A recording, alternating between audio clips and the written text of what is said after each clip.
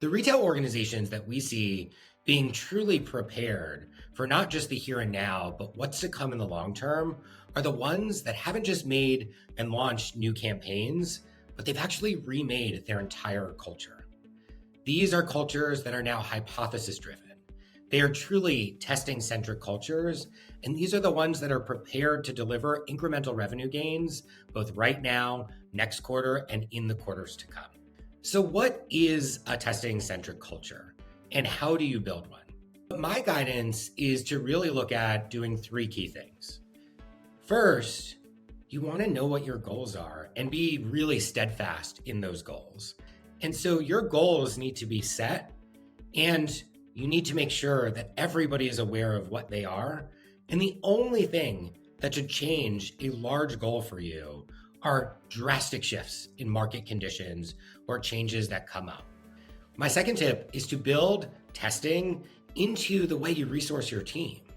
For me, what that means is everybody in my organization follows this typical Pareto principle of 80-20. 80% of their work is dedicated to things that we know are working, and there's a little bit of carve out in there for the fires that inevitably come up. The remaining 20% is dedicated to testing.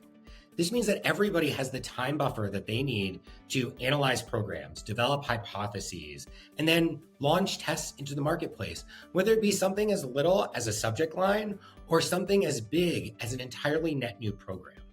Now, that 20% of buffer time for experimentation and testing would all go to waste without my third tip, which is you have to remove the fear out of experimentation. We are all wired to be cautious and fearful of things that are perceived as being risky. And for many people, that's exactly what experimentation and testing is. So this makes it critical that you as a leader make it abundantly clear to your team that you're not relying on any individual experiment to work in order to hit those goals that everybody on the team is already aware of.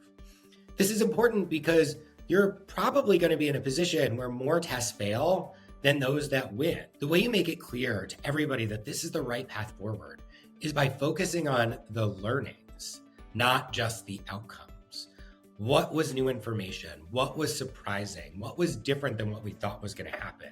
Create conversation and dialogue around each experiment, and with that, you'll create comfort with the idea of testing itself. Remember that the key to success right now is through incremental revenue.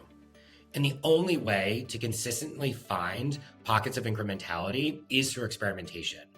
So investing in your culture, changing your management style, and creating safety around testing are all critical to success this year and in the years ahead. I'm here to help if you'd like to have a conversation about where you can get started.